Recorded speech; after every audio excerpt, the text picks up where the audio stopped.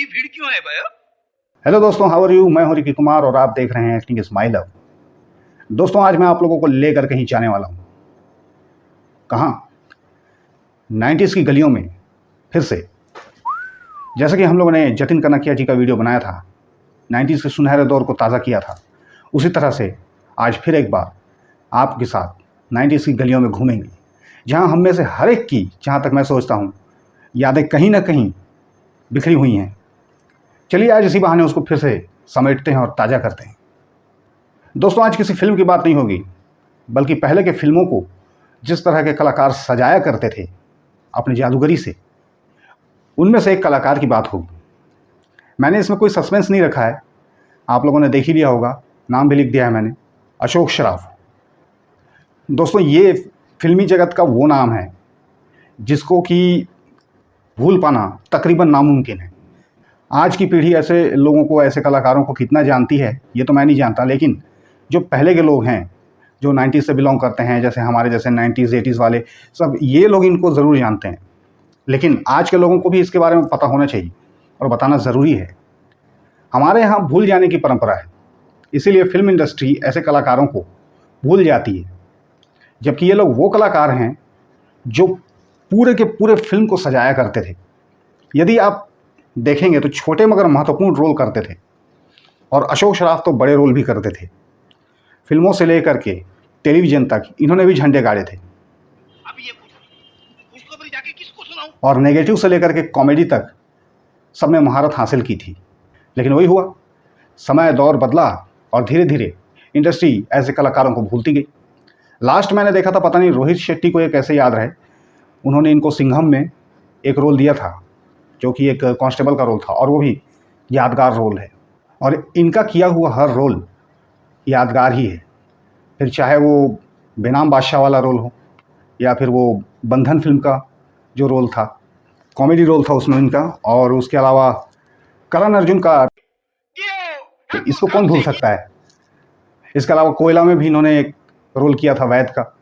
ऐसे तमाम फिल्म हैं इनके जिसमें इन्होंने अपनी कलाकारी दिखाई थी। और मैं सच बात कहूँ, अगर उन फिल्मों से एक इस पर्सन को हटा दिया जाए तो आप उस फिल्म को इमेजिन भी नहीं कर सकते। उस फिल्म का ही रूप बदल जाएगा पूरा। मतलब कहने का मतलब ये है दोस्तों कि बड़े बड़े स्टार मिल जाएंगे आपको, लेकिन इस तरह के कलाकार नहीं मिलेंगे।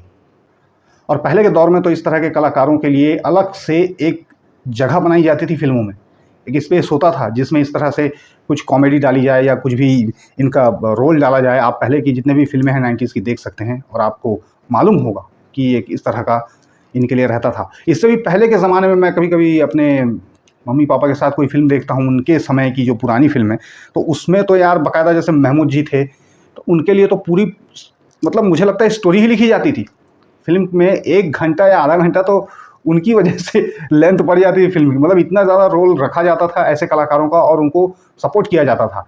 धीरे धीरे इंडस्ट्री में इस चीज़ कम होती गई और आज वो दौर आ गया है कि सब कुछ स्टार्स ही कर रहे हैं। मतलब किसी के लिए कोई जगह इन लोगों ने छोड़ी ही नहीं। इसके अलावा अशोक शराफ जैसे एक्टर्स, ये आज खुद ये लोग संन्यास ले लिए हैं फिल्मों से, सीरियलों से, या फिर इनको इंडस्ट्री भूल गई है, ये बात अभी मुझे नहीं मालूम।